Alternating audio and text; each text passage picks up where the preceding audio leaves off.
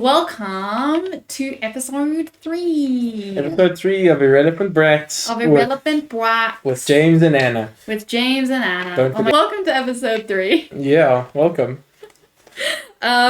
This episode, we are going to be talking about giants. The giants of the world, I guess. Of the world. I was meant to get a bug, but I didn't get a bug. So I just have trees. James has got a lot. He's got a lot more than me. I mean, yeah, I don't know. Because I guess that he's more important Oh, than me. come on, really? Okay, well, to start off, we're going to answer the question from the previous episode. So the question was, what are the little five? And I lied and said they were all bugs. They're not all bugs. Well, I'm a liar. They're mostly bugs. I mean, Fair. Yeah. There's 2 bugs out of 5. Yeah. Anyway, so the answer is the antlion, which is a bug. It's a bug. The rhinoceros beetle, which is a really big bug. Big bug. There's a leopard tortoise, number Very 3. cute tortoise. Buffalo weaver, number 4. And the elephant shrew, number 5. Yeah. Elephant shrew looks like a dassie, no? Nah. Oh, does it It's not? like it's literally a mouse with a really long snout. Oh. Okay. It's so cute. Bro, I saw this. Sorry, this is so off topic. I saw this video of this guy who's been traveling in Cape Town, South Africa. I forgot what his name is. I'm going to put it up on the screen because this guy is so funny. And it's a good way to expose y'all to South Africa. And he went to go look at the penguins on Boulders Beach. And he saw a dassie, which is like a rock quokka? hyrax. It's a rock hyrax. That's the Yeah. more scientific name. It looks like a quokka. What's a quokka? It looks like a dassie. And he called it a fat squirrel. I was like, don't do them dirty that. It's a fat tailless squirrel, I guess. Yeah. No, it doesn't look anything like a squirrel. I don't know, that head doesn't look like a squirrel to me. Yeah, it looks like a quokka. People who know, I think I'm pronouncing this wrong. I don't know what a quokka is anyway. It looks like a quokka. Anyway, today we're talking about large things. The giants, the big ones. The groot boys. The good boys. Okay, so... We'll talk about trees. Oh my gosh! You're so rude. This man hates plants. I don't hate plants. I studied botany. For what reason? Then why are you being all sad about I'm trees? not being Cool. sad. I just prefer to talk about elephants than trees. Do you see what I have to deal with? Do you see what I have to deal with? I mean- We talk about giant plants. There is no others that are larger than the redwoods. Yeah. There are 2 redwoods we're going to be talking I had read about. about that. The giant redwoods. Oh my god, so fun. And the coastal redwoods. So both of these are the largest. Well, there's 3 largest tree species. I'm only talking about trees. I forgot about the bugs. I'm sorry, guys. So they are the 2 largest tree species for 2 different reasons. So the giant redwoods, which is Sequoia andendron gigantum, I'm guessing you can all guess what gigantum means, are the largest trees on Earth by volume, which I thought was interesting. Large. Okay. By volume. They are gymnosperm. And not flowering. They don't flower. They have cones, not flowers. Yeah, we did speak about angiosperms, which was the other one. We spoke about that in the first episode. Gymnosperms, in the first episode, we spoke about angiosperms. Gymnosperms are archaic plants. They are plants from like the Jurassic period, from the Ice Age.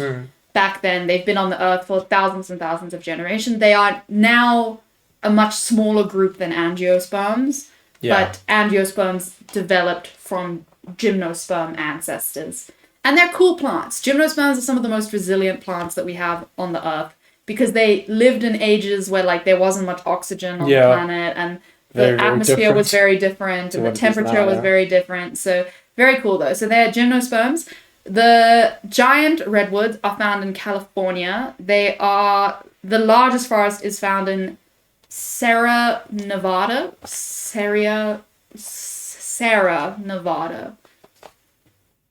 Yeah. Americans, help. Help. The largest specimen is known as General Sherman. General Sherman. And stands at 316 freedom units, feet, and 96 meters high. Oh my goodness, that's crazy. Yeah. And the largest forest is 48,000 acres, which is the size of Cleveland, Americans. Why are we targeting Americans? Like, we literally I only don't say, know. like, yeah, this is for the Americans. This is for the Americans. And I mean, even here, all my freaking Measurements are- meter measurements I've converted to feet for the Americans as well. Hey, guys, Americans, your team cost, hey? Your team cost. So, the largest tree, General Sherman, is found in the Redwood Mountain Grove, and it is the same height as a 31-story building. You know I love to use weird analogies. Yeah. I've got a fun one for you. The widest Fantastic. tree, which I think is also General Sherman. No, it's not, because that's in Kings Canyon National Park. But the widest tree is 31.4 freedom units and 9.5 meters wide. That is the length of 2 Toyota Priuses. Oh my goodness. Are you converting some of your units? Just a little bit. Okay.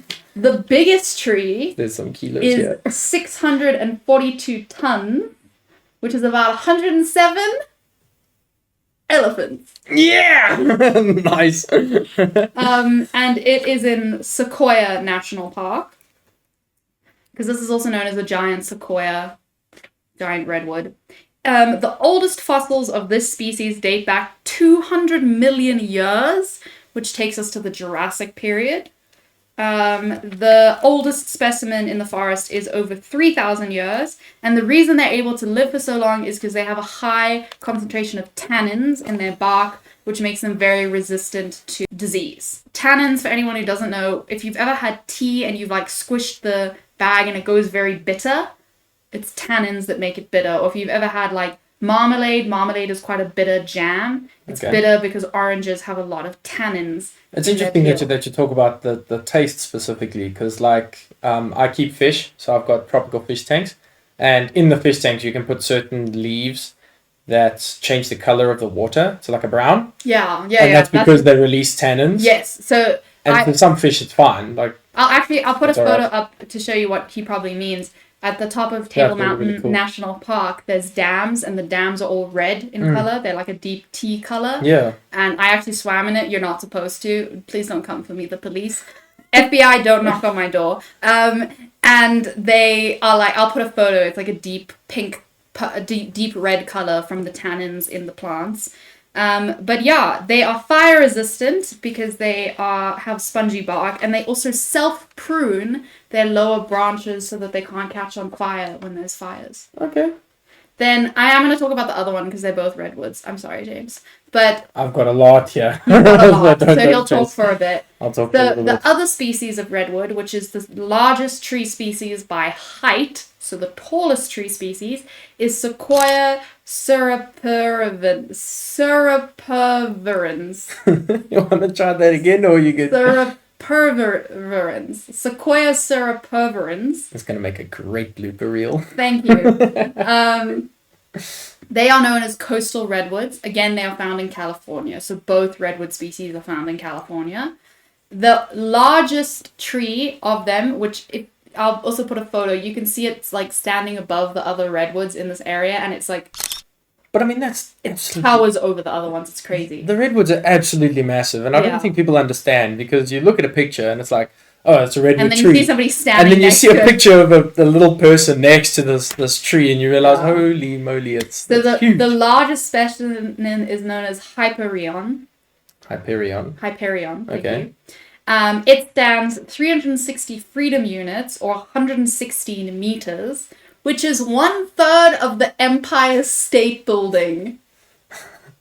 I think I'm more surprised by how big the Empire State Building is rather than how big that tree It's is. 360 meters tall. That's huge, It's dude. massive, That is bro. massive. But yeah, no, that's a big tree. And its a trunk, very I big didn't tree. get the trunk in meters. I'm an idiot. The trunk is 16 feet, which is like 9 meters, I think. Yeah, I think so. 6 meters?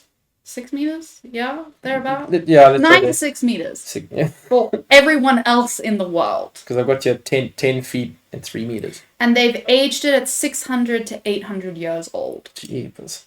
That's How really cool. cool. Yeah, very cool. This species, the coastal redwoods, is a monoecious species. So for all the non-botanists in the world, monoecious means that it has both male and female flowering or reproductive parts because it doesn't flower on the tree.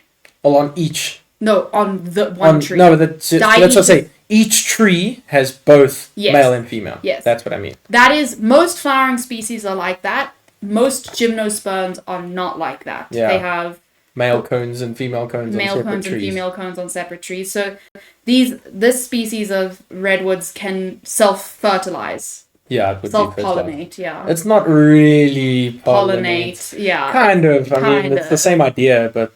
And this is just a fun fact, most pine and cypress, because these are cypress species, not pine, because they're not part of Pinnaceae. Pinus, they're not part of Pinus, they're part of cypress. Yeah. Okay. Cypress order. Yes. Yes, okay. They're part of I think so. Anyway. You're asking me to check your facts. I'm sorry. No. I get excited and then I forget to write things down. But they most species of this are actually pollinated or fertilized by beetles, which is quite cool, or wind. Beetles. Yeah. So a lot of them are fertilized or pollinated, for a simple term, by beetles. The coastal redwoods are actually used a lot in South Africa in the timber industry. So we use them a lot for timber. Even though they're used in the timber industry, they have extremely tough bark that has to be removed before sawing the planks into even planks, because otherwise it will just like break the machinery because it's so tough and strong and it's very thick. That's really cool though. Yeah. And then I forgot this for giant redwoods. Fire is essential for pollinate or for regurgitation. What of giant redwood? What is reproduction? Reproduction. That's the word I'm looking for.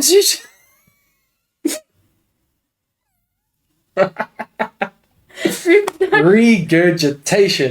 Yes. Oh my god, I've gone so red.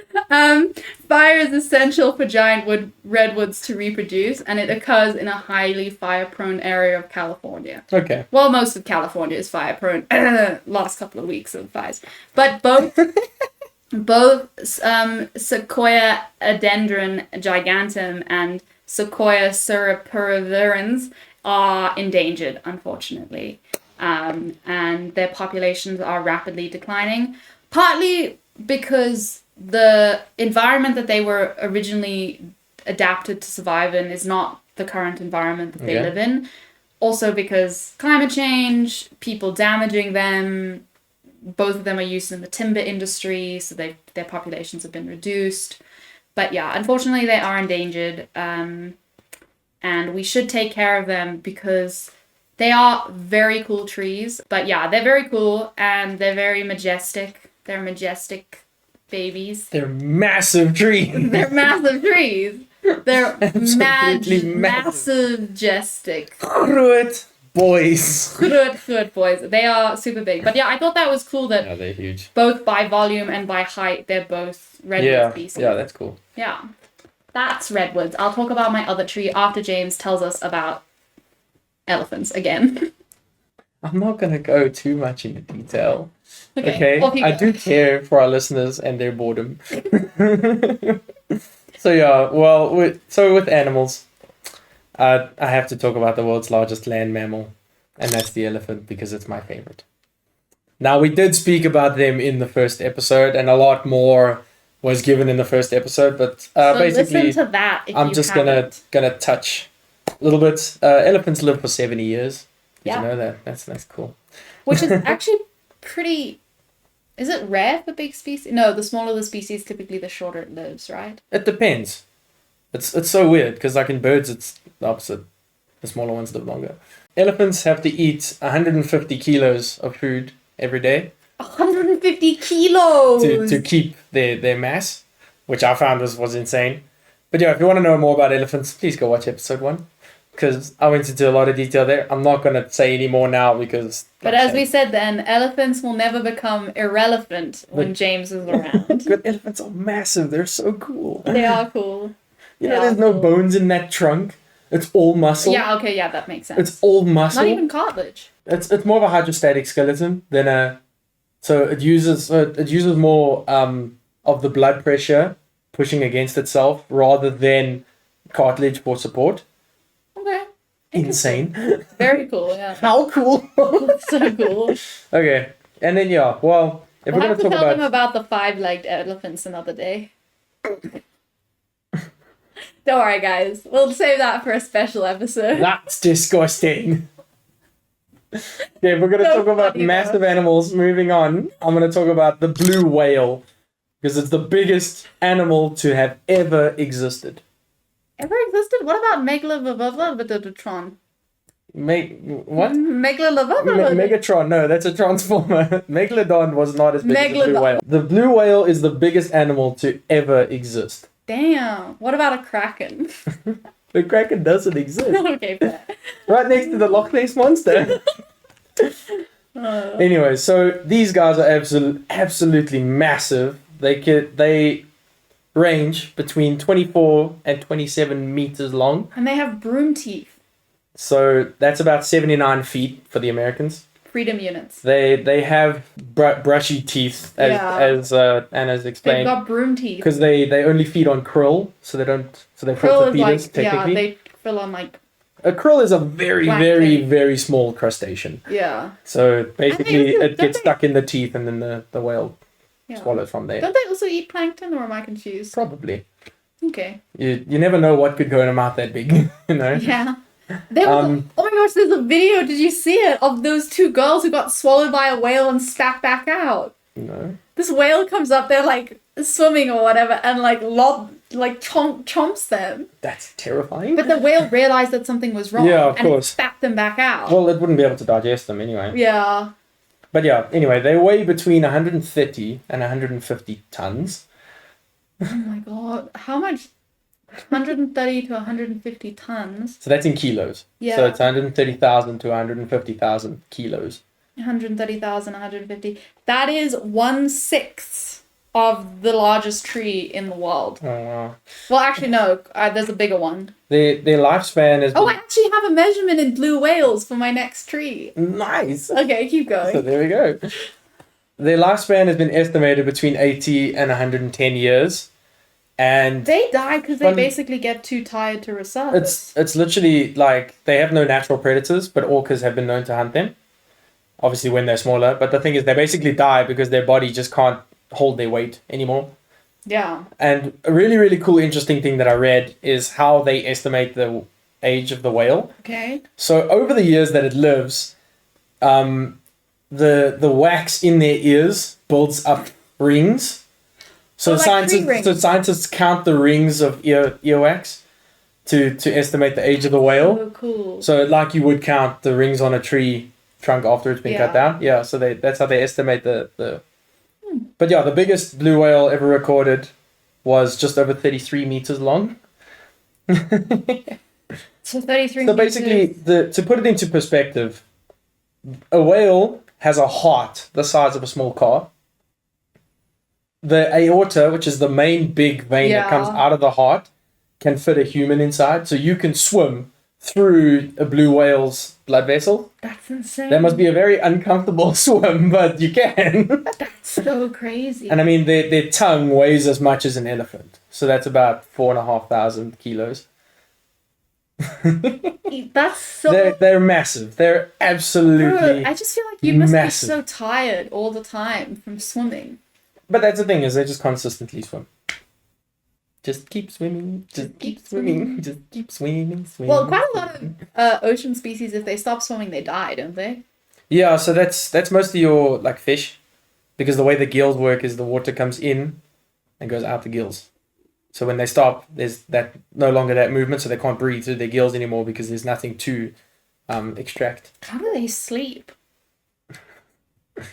In various different ways. Okay. Like sperm whales sleep vertically. Yes. Do you know that, like, when blue whales die, they sink to the bottom of the ocean. And now the bottom of the ocean is all we can do an entire I was gonna say maybe we do a whole separate episode on the bottom of the ocean, but we could probably do 15 episodes on the bottom of the ocean. Yeah, it's such true. an interesting place. Yeah, but cool. there's not a lot of food there, so when a whale dies, it's Christmas. It is absolutely Christmas, and organisms will come to find this whale carcass. It's insane. To like feed on it. It's crazy. And when you see, there's a couple of marine biologists who've gone in submarines and they've found whale carcasses that are being fed on, and the amount of organisms on that carcass is insane. That's incredible. But yeah, they're very well loved at the bottom of the ocean, dead whales. Should I bring up a plant? You can bring up a plant. I got 3 plants. Yeah, bring up a So plant. obviously with giants, I didn't want to be conventional and go for the biggest plant, like I gave that to you, like, okay. I thought I would be different. He's calling me basic, guys. A little bit. So basically I went for like the largest flower. Yeah, so I've got here the largest flower, which is the corpse flower. Yeah, it smells a dream. It's the nicest smelling flower you'll ever find. It's got a very guys, you should strong, always unpleasant, rotting flesh smell. Because it's pollinated by something that feeds on dead. Yeah. But anyways, this is an absolutely massive flower, and I figured we would cover it in more detail in later episodes, because I know there are a few topics that include like the death and the smells and all that stuff. But basically, this is just a really, really big flower. It's got a very round shape with 4 very large petals coming out of it, and the middle is very red, and often the petals are a lot darker red. And there's a big circle in the middle. It kind of weirdly, in a way, kind of looks like a very stereotypical flower. Yeah, but it's ginormous. But it's huge. But they're normally about 1 meter in diameter. Yeah. Okay, well that's all I'm going to talk about for the corpse flower, because we're going to touch on it later. Yeah, we'll touch on it later. We will talk about it more in later episodes, so stay tuned for more if you want to find out more about the death-smelling flower. Are you still going to talk about the other big boy? Yes. Okay, because I've got a big boy that's also got a fun name. Okay. We're going to talk about Pando. Guess what Pando is? What is Pando? Pando is the largest plant on the planet. Technically, the largest organism is a fungi. Okay. That is basically covers like apparently like 1,000 square kilometers, and it's one interconnected fungus. This is the largest plant. Some people call it the largest organism, but they're lying to you. Because according to my a fungus is an organism. A fungus is an organism, yeah. So. It's still a living thing. It's just a funky living. Guys, fungi's crazy. So it's the largest plant on Earth, like the largest, and it is one tree that makes a forest. Okay. It is a forest that is one singular tree. It is called the aspen forest. It's in Utah. And it's one forest because it is thousands, and I mean thousands, of clones. Oh, so they all have the same genetic makeup? They are genetically identical. Oh my goodness. Their genetics are roughly 80,000 years old. So this organism is probably 80,000 years old, but the individual parts of the organism are not that old. Yeah, of course, because it's making clones the whole time. Yeah, for the history buffs, 80,000 years ago is about the last ice age. Jeepers. Yeah. It is composed of 47,000 approximately genetically identical stems. So there are 47,000 trunks in this one forest, and they are all genetically identical, but more than just being genetically identical, they are all linked by an underground root system. That's incredible. So to be a little bit more specific, this isn't exactly what it is. Strawberries have a adaptation called rhizomes. Is it rhizomes? Adaptation. Stolons. I'm lying. It's called stolons, where they basically send out these weird stems, and then they like push up new plants from those stems. And then if one of them dies, it like urgently pushes up another plant to like survive. It's a very clever adaptation that a lot of plants have, and a lot of fungi also have them. It's one of the reasons why in South Africa eucalyptus species are so invasive, because they do this. So basically, the root system spans out and it has this very broad root system, and it pushes up, and it has a really fun word for for the new stems that it pushes up. They're called suckers. Okay. Yeah, it's a form of asexual reproduction. It pushes up new stems, and then a new tree grows, and it looks like many, many different trees. But it's actually one. One connected They're really tree. pretty. They have green leaves in the summer, and then yellow, orange, red, and pink leaves in autumn. Okay. And it is pretty cool in autumn. It's just like this beautiful yellow forest. Okay. It kind of looks like, you know, ginkgo goes like yellow? Yeah. Kind of looks like ginkgo in autumn. They've got a ginkgo vibe to them. Ginkgo's also really cool. Ginkgo vibes, guys. Yeah, I'm a scientist. This is a scientist right here. So Pando in Latin stands for eye spread. It means eye spread because that's kind of what the plant does. Also, for those that care about it, the scientific name of the species is Populus tremuloides. So it is part of the Populus genus family. Yeah. Cool. So like popular trees.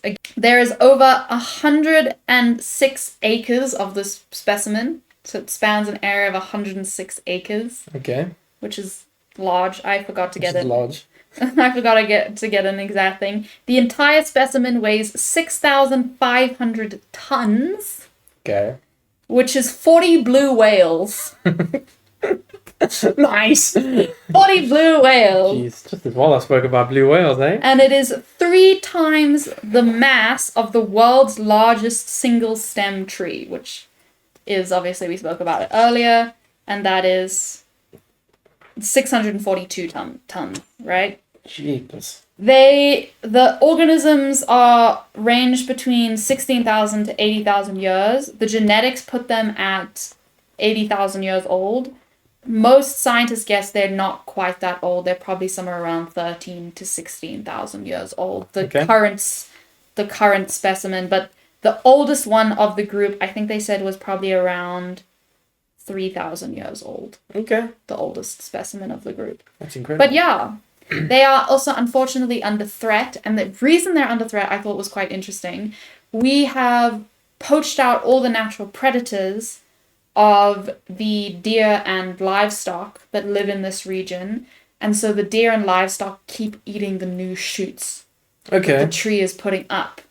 So people often go like, bears, wolves, bad. And it's like, no, ecosystem, good. Yeah. An ecosystem is good. And so this tree, unfortunately, might not be around for very long. One of the researchers, he put it as, imagine walking into a town with a population of 50,000, but everyone is over 75.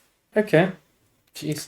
A town's not going to be around for much longer, hey? Yeah. So yeah, it is important to protect bear and wolf species because they help to keep other species in control and therefore protect things like this tree. They also said that this tree forest houses some of the greatest plant and animal diversity in the region, and if it was lost, it would result in the extinction of a lot of other organisms, which is very bad. We don't want that. But yeah, I thought it was cool. Pando, what a vibe. Pando. What a guy. What a guy. What a cool dude. What a cool dude. Okay, right. yeah. I'm going to go on to quite a funny example of we got giants in the one. world. It's literally just a random. His name is Pesto. His name is Pesto.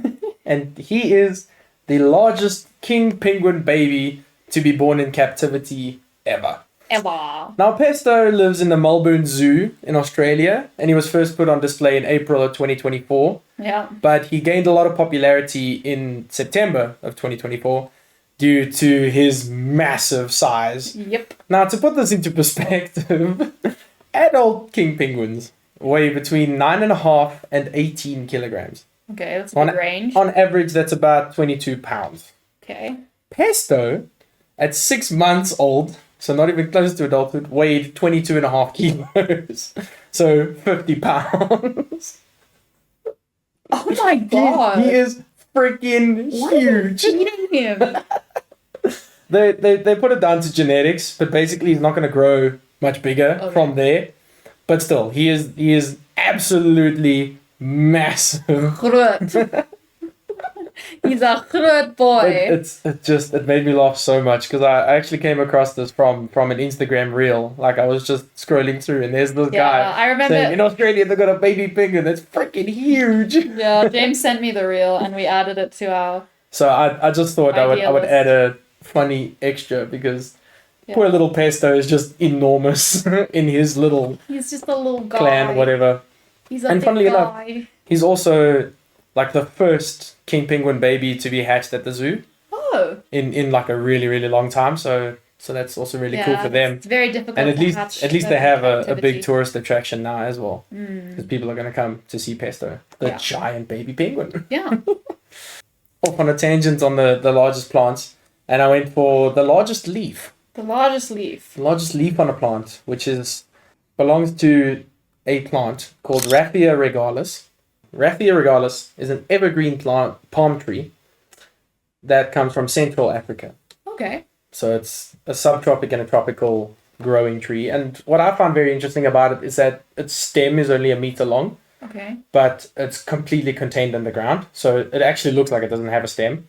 Okay. Anyways, the leaves, because I'm just going to touch on this one. The leaves are 20 meters or 65 feet in length and 3 meters in width or 10 feet. Wow. Now, this is a little bit of a mixed bag because people say it's not really the largest leaf. It's a bit of a sticky one because people say it's not really the largest leaf because each leaf is made up of 180 leaflets. Okay. So it's not one complete leaf. Yeah, that's not really the largest leaf. So that's why I included another one, which is the largest undivided leaf. One full leaf, and that's Victoria boliviana. Boliviana. Which is found in Bolivia in South America. Okay, now this is a water lily, so it's basically got very, very round leaves which have little divots, like outgrowths. Yeah. So like the border's got like a wall almost that comes up. Okay. Around the whole thing, and yeah, it's a very, very circular leaf that gets about 3 meters in diameter or 10 feet. Wow. So just a few interesting extras about this. That's like this two specific short species. women. That's insane. That's 2 short women, like head to head. So this species was only identified in 2022. So it's a very, very new species to humans. Its seeds are edible, so the locals actually eat the seeds. Its roots are used for black dye, and each leaf can support the weight of a human. So you could sit on the leaf of this plant and you won't get wet because it lives in the water. Oh my god, so we can be frogs. We humans can act like frogs, guys. Like on these. That's so exciting. On these water lilies. Funnily enough, they bloom at night because they're pollinated by beetles, which come out at night. Yeah, a lot of water lilies, I think. And basically what happens is that the flower first blooms white, in a white color, to entice the beetles. Mm-hmm.